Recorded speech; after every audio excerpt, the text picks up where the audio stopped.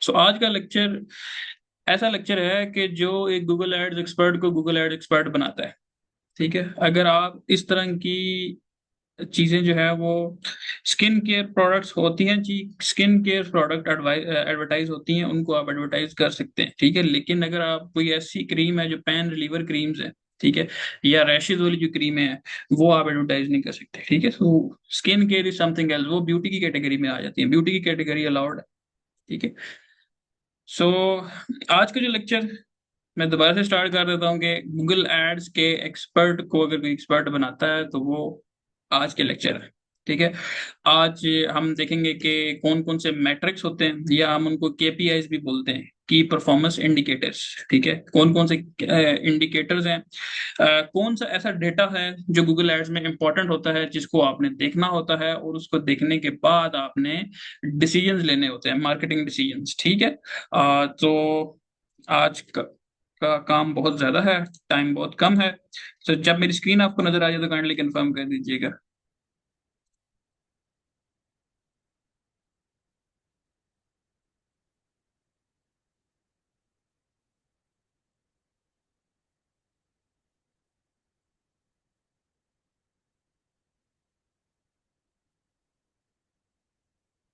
Screen नजर आ रही है सबको?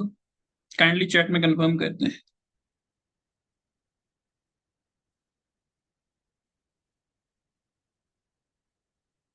ओके, सही है, थैंक यू। ठीक है। सो सबसे पहला जो मैट्रिक है, ये भी है, मैं आपको गूगल एड्स के अकाउंट में जाके दिखाऊंगा कि ये चीजें सारी होती क्या हैं। अभी आप इनका जरा कॉन्सेप्ट समझेंगे ये है क्या। ठीक है, सबसे पहले आ जाता है हमारे पास click through rate. Click through rate का मतलब है कि कितने लोगों ने आपका एड देखा, उसमें से कितने लोगों ने आपका एड पे क्लिक किया। सिंपल। ठीक है, 100 लोगों ने आपका एड देखा, उसमें से एक बंदे ने आपके एड पे क्लिक किया, इसका मतलब क्या हो गया, आपका क्लिक थ्रू रेट कितना हो गया, 1%। ठीक है, तो ये फॉर्मूला भी यही बता रहा है, clicks and impressions, click divided by impressions multiply by 100। ठीक है, फॉर्मूला याद रख लें तो ठीक है, ना भी याद रखें कोई मसला नहीं है, जो मैं आपको बता रहा हूँ वो याद रखें। कितने लोगों ने ऐड देखा, उनमें से कितने लोगों ने क्लिक किया। ठीक है, जरूरी नहीं है कि जितने लोगों को आपका ऐड दिखाया जाए सब के सब क्लिक कर ले। ठीक है, सो ये होता है क्लिक थ्रू रेट। उसके बाद हमने बेंच मार्क देखना होता है। ठीक है, bench mark means 5 to 8% for search campaign अगर नया अकाउंट है, अगर पुराना अकाउंट है तो फिर 8 to 10%। ठीक है, 5 to 8% आपका क्लिक थ्रू रेट होना चाहिए। ठीक है, इंटरनेट कनेक्शन का मसला आ रहा है, मैं इसको एक दफा जरा शिफ्ट कर ले। 1 मिनट मुझे देंगे आप, मैं इसको जरा शिफ्ट कर लूं।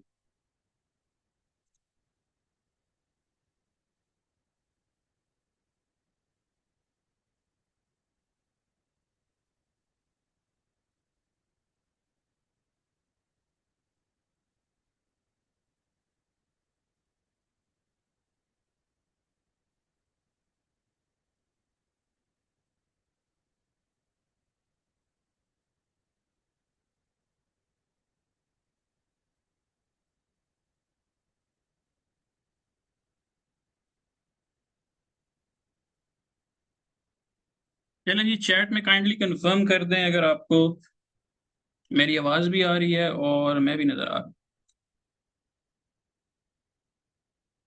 जूम आउट कर दें, स्क्रीन जूम इन हुई हुई है, काइंडली चैट में कंफर्म करें।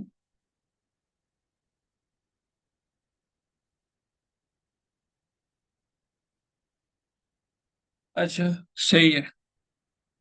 तो हम बात कर रहे थे क्लिक थ्रू रेट की। ठीक है, तो बेंचमार्क क्या होना चाहिए कि 5 to 8% होना चाहिए। अगर 5 to 8% से कम है तो इसका मतलब है कि आपके क्लिक थ्रू रेट में मसला है। ठीक है, और क्लिक थ्रू रेट में मसले का मतलब है कि आपके एड में मसला है।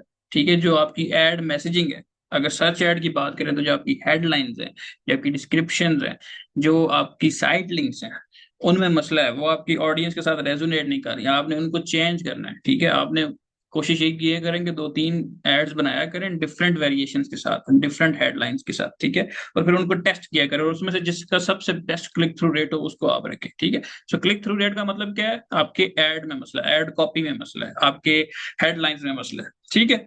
उसके बाद डिस्प्ले के लिए क्या है, 0.5 से 1% में भी हो तब भी ठीक है, ठीक है। उसके बाद मैटर क्या करता है, एड रेलिवेंस, ठीक है। गूगल एड में सबसे इंपॉर्टेंट जो मैट्रिक होता है ना, वो एड रेलिवेंस का होता है। एड रेलिवेंस का क्या मतलब होता है कि आपका जो एड है वो आपकी ऑडियंस से कितना रेलिवेंस है, ठीक है। ऑब्वियसली अगर आपका एड रेलिवेंट है तो उसी उसी वजह से आपकी ऑडियंस भी जो है वो ज्यादा क्लिक करेगी। अगर आपका क्लिक थ्रू रेट ज्यादा है, इसका मतलब है कि आपका एड रेलिवेंट है। आपका एड रेलिवेंट है तो गूगल कहेगा बल्ले जी बल्ले, आप ही हैं जी हमारे। वो क्या करेगा कि आपकी कॉस्ट कम कर देगा, कॉस्ट पर क्लिक, ठीक है। और आपका रैंक हाई कर देगा, कम पैसों में हाई रैंक। अब तक आप यही सोच रहे होंगे कि गूगल एड्स पे जितने पैसे लगाते जाएंगे उतना रैंक हाई करता जाएगा। आज आपको नई चीज पता चलेगी, अगर आपका एड रैंक हाई है ना, तो आपके पैसे भी कम लगेंगे, और आपको गूगल आपका रैंक भी हाई करेगा। एड्स एड रैंक जिसे हम कहते हैं, ठीक है। सो क्लिक थ्रू रेट की ये इंपॉर्टेंस है। लो सीटीआर का क्या मतलब है? पुअर मैसेजिंग है, मिसमैच ऑडियंस कीवर्ड इंटेंट है, ठीक है। कीवर्ड इंटेंट को भी आप चेंज करके देखेंगे, मैसेजिंग को भी आप चेंज करेंगे। प्रो टिप हम यही है कि यूज एड वेरिएशन, जो मैं आपको बता चुका हूँ कि डिफरेंट एड वेरिएशंस दें, ठीक है, और एक्सटेंशंस दें, ताकि आप इसको टेस्ट कर सकेंगे कौन सा जो सीटीआर है वो बेस्ट है।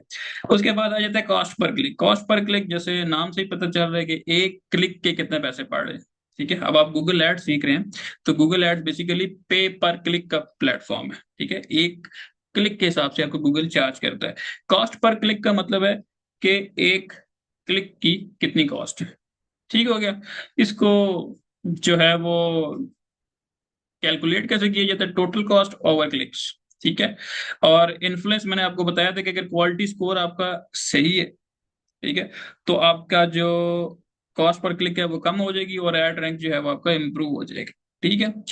और स्ट्रेटजी यही होती है स्टार्टिंग में कि हम, अगर आप मैनुअल सीपीसी वाली कैंपेन चलाते हैं, ठीक है, तो मैं आपको मैनुअल सीपीसी की जहाँ पे बिड स्ट्रेटजी की बात की थी, वहां पे मैंने आपको बताया था कि आप लो सीपीसी से स्टार्ट करते हैं, और आहिस्ता आहिस्ता आप अपना सीपीसी जो है वो इम्प्रूव करते जाते हैं, ठीक है। और कोशिश ये करनी है कि आपकी जो क्वालिटी है ट्रैफिक की, वो कंप्रोमाइज ना हो।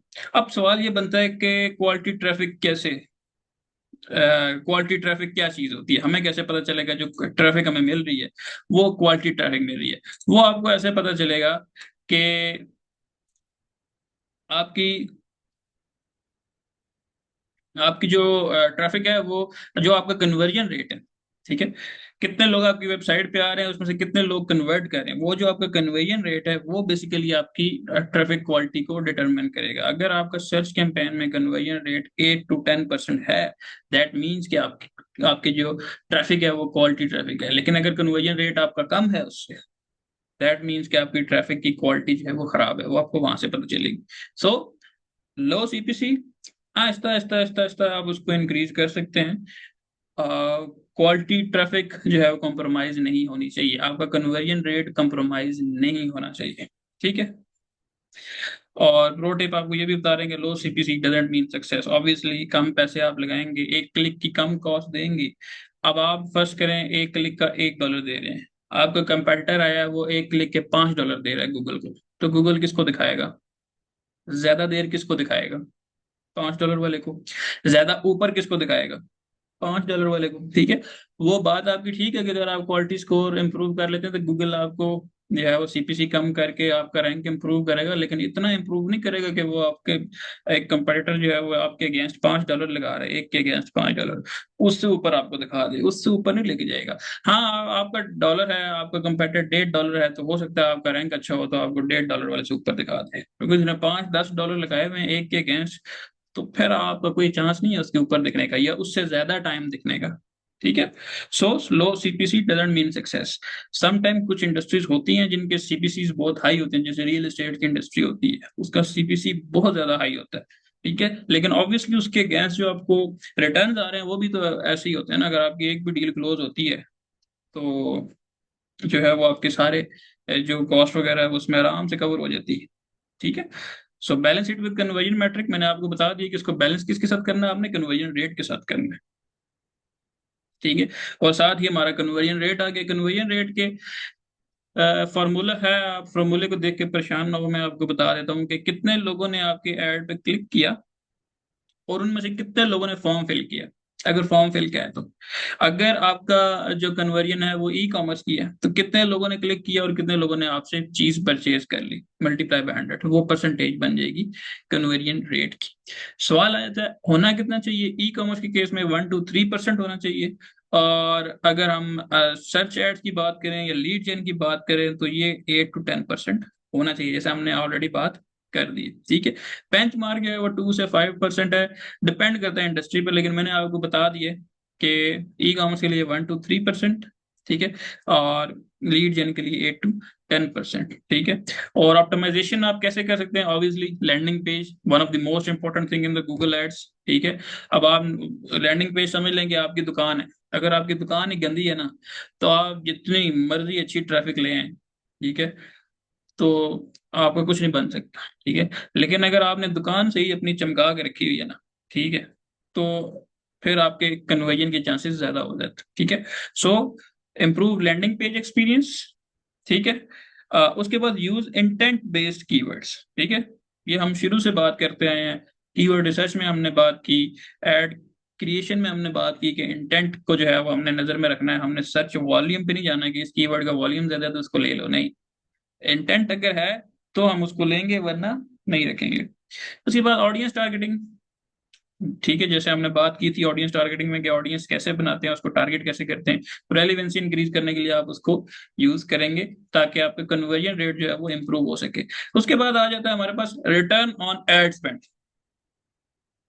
Return on ad spend simple है कि कितने पैसे आपने कमाए, मतलब कितने पैसे लगाए आपने ऐड पे और उसके अगेंस्ट आपने कितने पैसे कमाए। ठीक है। अब मिसाल के तौर पे आपने, आपका रिटर्न ऑन एड स्पेंड अगर 400% है ना, ठीक है, या अगर दूसरे वर्ड्स में हम कहें 4 है, ठीक है, तो इसका मतलब है कि आपने $1 लगाया, उसके अगेंस्ट आपने $4 कमाए। ठीक है। सिंपल। ये एग्जांपल भी दी हुई है कि रेवेन्यू है, आपने टोटल जो है वो आपका रेवेन्यू 1 लाख है, उसको डिवाइड किया आपने 20,000 से। ठीक है। आपने 20,000 एड स्पेंड किया, टोटल आपने 1 लाख रुपया कमाया, और आप डिवाइड करेंगे तो आपका रिटर्न ऑन एड स्पेंड क्या आ जाएगा, 5। 5 लिख दें, 5x लिख दें, एक ही बात है। ठीक है। और ये कितना होना चाहिए, ठीक है, तो इसका एक ही जवाब है, ये जितना ज्यादा हो उतना ही अच्छा है। ठीक है। लेकिन आपने कोशिश ये करनी है कि आपने ना ब्रेक इवन का ये मतलब होता है कि अगर मैं फर्ज करें 100 रुपए की चीज बेच रहा हूँ, उसमें मेरा प्रॉफिट 30 रुपए है, ठीक है, तो मेरी ब्रेक इवन कॉस्ट क्या होगी, मेरी ब्रेक इवन कॉस्ट होगी 30 रुपए। ठीक है। और सॉरी, 100 रुपए की चीज बेच रहा हूँ, 30 रुपए मेरा प्रॉफिट है, 30 रुपए जो है वो मेरी कॉस्ट है और 30 रुपए मेरी एड कॉस्ट है। ठीक है। तो जो मेरी प्रोडक्ट की कॉस्ट है प्लस मेरी जो एड कॉस्ट है उसको मैं कैलकुलेट करूंगा, प्लस करूंगा, तो वो कितनी आ जाएगी, 66। 66 जो है वो है मेरी ब्रेक इवन कॉस्ट। और उस ब्रेक इवन कॉस्ट से जो है वो उसके ऊपर मैंने कैलकुलेट करना है कि वो आरओएस कितना बनता है। ठीक है। और मेरा जितना भी आरओएस है वो उससे ज्यादा नहीं होना चाहिए। मेरा ख्याल है ये बहुत ज्यादा मैथ होगी है, मैं आपको सिंपल करके बता देता हूँ। सिंपल ये है कि आप नुकसान में नहीं जाने चाहिए। आप ई कॉमर्स की प्रोडक्ट बेच रहे हैं, आप लीड जनरेशन बेच रहे हैं, ठीक है, आपने ये देखना है कि आपको एक लीड आ रही है या जो आपको एक सेल आ रही है, वो आपकी जो सेल हो रही है प्रोडक्ट, उसके बीच में ही कवर होनी चाहिए। ठीक है। अगर आपके अपनी जेब से पैसे लग रहे हैं सेल लाने के लिए, ठीक है, तो इसका मतलब है कि वो आरओएस ठीक नहीं है। अब आरओएस जो है वो हर बिजनेस का डिफरेंट होता है। ठीक है। कुछ बिजनेसेस का जो है वो 2 आरओएस भी बहुत अच्छा होगा, कुछ बिजनेस हैं उनका 10 आरओएस जो है वो भी अच्छा नहीं होगा, उससे भी आपको ऊपर रखना पड़ेगा। ठीक है। तो वो बिजनेस टू बिजनेस चेंज करता है। ठीक है। ठीक है। और प्रो टिप यही है कि आप ये बिडिंग उसी टाइम यूज करें जब आपके पास कंसिस्टेंट कन्वर्जन वैल्यूज हो, ये बड़ी इंपॉर्टेंट चीज है। ठीक है। और सफिशिएंट डेटा होना चाहिए आपके पास सफिशिएंट डेटा। अब वो सफिशिएंट डेटा कितना होना चाहिए, 50 कन्वर्जन होनी चाहिए आपकी पर मंथ। ठीक है। तब जाके जो हमने टारगेट आरओएस बिडिंग स्ट्रेटजी की बात की थी ना बिडिंग स्ट्रेटजी वाले सेशन में, वो ये थी। ठीक है कि आपका टारगेट आरओएस आप उस टाइम पे यूज करेंगे जब आपके पास डेटा बिल्ड हो जाएगा। डेटा बिल्ड कितना होगा? 50 कन्वर्जन एटलीस्ट पर मंथ आपकी होनी चाहिए। ठीक है, ये कॉलम हम गूगल ऐड में जाके बना लेंगे। ठीक है, मैं बता देता हूँ कि ये होता है क्या। ठीक है, अब गूगल ऐड में क्या होता है कि आरओएस का कॉलम इस तरह से होता है। Conversion value. कन्वर्जन वैल्यू का मतलब है कि समझ लें कि जो आपने सेल की है या जो भी आपने की है, लेट से आपने 1 लाख डॉलर की सेल की है, तो वो कन्वर्जन वैल्यू आपकी क्या होगी? 1 लाख डॉलर। ठीक है, आप लीड जनरेशन कर रहे हैं, एक लीड अगर आपकी कन्वर्ट होती है तो वो आपको 10 लाख का प्रॉफिट दे के जाती है, तो आपका कन्वर्जन वैल्यू क्या होगी? 10 लाख। ठीक हो गया, ये होती है कन्वर्जन वैल्यू। उसको डिवाइड करेंगे टोटल कॉस्ट से तो आपके पास आरओएस निकल आएगा। ठीक हो गया। और गूगल ऐड में मतलब ये ऐसे शो हो रखा है कॉलम कन्वर्जन वैल्यू पर कॉस्ट। गूगल ऐड में आरओएस वाला कोई कॉलम नहीं है। ठीक है, ये आपने ध्यान में रखना है। इसी तरह कॉस्ट पर एक्विजिशन है। कॉस्ट पर एक्विजिशन का मतलब है कि एक लीड लाने में आपके कितने पैसे लग रहे हैं। ठीक है, वो कॉस्ट पर एक्विजिशन है। और कॉस्ट पर एक्विजिशन का भी गूगल एड्स में कोई कॉलम नहीं है, उसकी उसका जो गूगल एड्स की टर्म है ना वो है कॉस्ट पर कन्वर्जन। ठीक है, और सर्च इंप्रेशन शेयर का क्या मतलब है कि कितने लोग, जो जितने भी लोग एडवर्टाइज कर रहे हैं उसमें से आपने, आपका जो सर्च एड है उसको कितने इंप्रेशन मिले। ठीक है, मिसाल के तौर पे आप भी एडवर्टाइज कर रहे हैं सोलर इंस्टॉलेशन की सर्विसेज, 50 और लोग भी सर्विसेज एडवर्टाइज कर रहे हैं सोलर इंस्टॉलेशन की, तो उन 50 लोगों में से आपको कितने इंप्रेशंस मिले, उसे हम कहते हैं सर्च इंप्रेशन शेयर। ठीक है, यूज केस एक है कि अगर हाई सीटीआर हो आपका मोबाइल पे, ठीक है, और कन्वर्जेंस कम हो, ठीक है, तो फिर आपने क्या करना है? लैंडिंग पेज ऑप्टिमाइज करना है। लेकिन इस दफा लैंडिंग पेज कौन सा होगा? मोबाइल वाला, डेस्कटॉप वाला नहीं होगा, मोबाइल वाला होगा, क्योंकि मोबाइल पे आपने इसको ऑप्टिमाइज करना है। अब ये हम देखेंगे कि हम डिवाइसेस कैसे देखते हैं कि किस डिवाइस पे कैसी परफॉर्मेंस आ रही है। ठीक, exclude low performer devices, performing devices. Tablet को वैसे ही एक्सक्लूड कर दिए करें आप, उसका कोई ऐसा जितनी परफॉर्मेंस आती नहीं। ठीक है, उसके बाद आ जाता है एनालिसिस करते हैं हम डिवाइस से, जो भी हमने बात की कि कैसे करते हैं डिवाइस से, लोकेशन से। ठीक है, सो हम ये देखते हैं कि मोबाइल पे अगर ज्यादा कन्वर्जेंस आ रही है तो मोबाइल को ज्यादा बिड दे देंगे। अगर डेस्कटॉप पे आ रही है तो डेस्कटॉप को ज्यादा बिड दे देंगे। कुछ बिजनेसेस ऐसे होते हैं जिनका मोबाइल पे ऑडियंस होती नहीं है।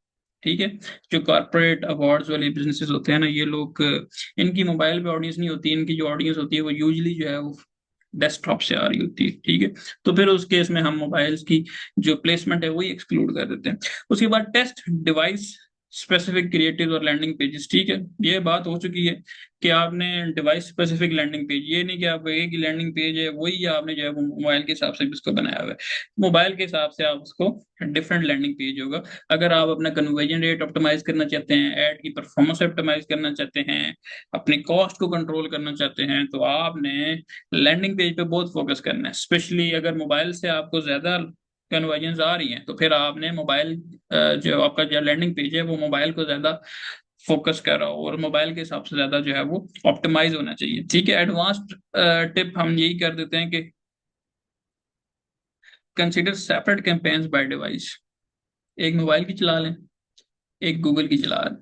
ठीक है, सॉरी, एक मोबाइल की चला लें और एक डेस्कटॉप की चला लें। ठीक है, और उन दोनों में से टेस्ट कर लेंगे कौन सी अच्छी परफॉर्मेंस दे रही है। ठीक है, और उसके बाद आ जाते हैं यूज जियो रिपोर्ट्स। ठीक है, जियो रिपोर्ट का मतलब है कि लोकेशन के हिसाब से आप, वो भी हम देखते हैं कैसे निकालते हैं। ठीक है, और फिर बिट लोकेशन के हिसाब से हम कैसे करते हैं।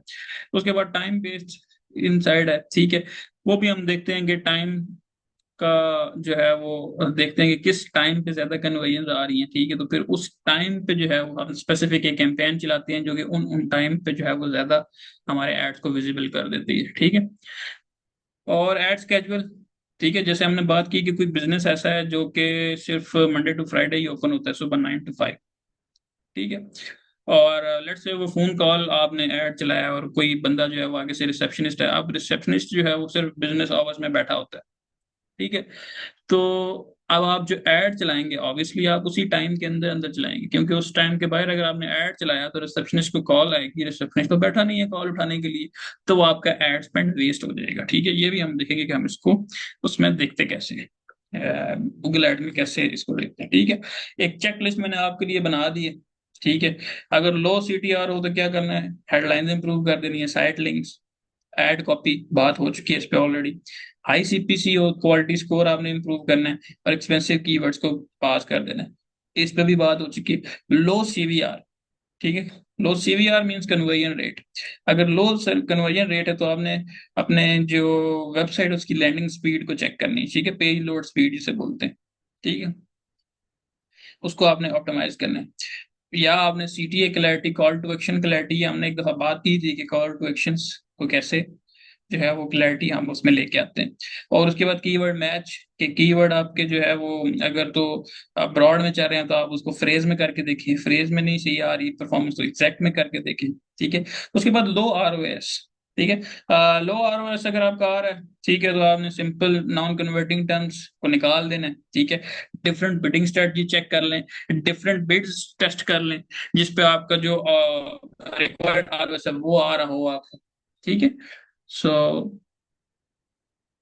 ये हो गया। ठीक है, ये है एंड ऑफ स्लाइड्स। अब हम चलते हैं गूगल एड्स के अकाउंट में और देखते हैं कि ये जो सारी हमने थ्योरी पढ़ी है वो थ्योरी अप्लाई कहाँ से होती है। ठीक है, ये हम आ गए गूगल एड्स में। ठीक हो गया, रेट रेंज हमने सेलेक्ट कर लिया है ऑल टाइम।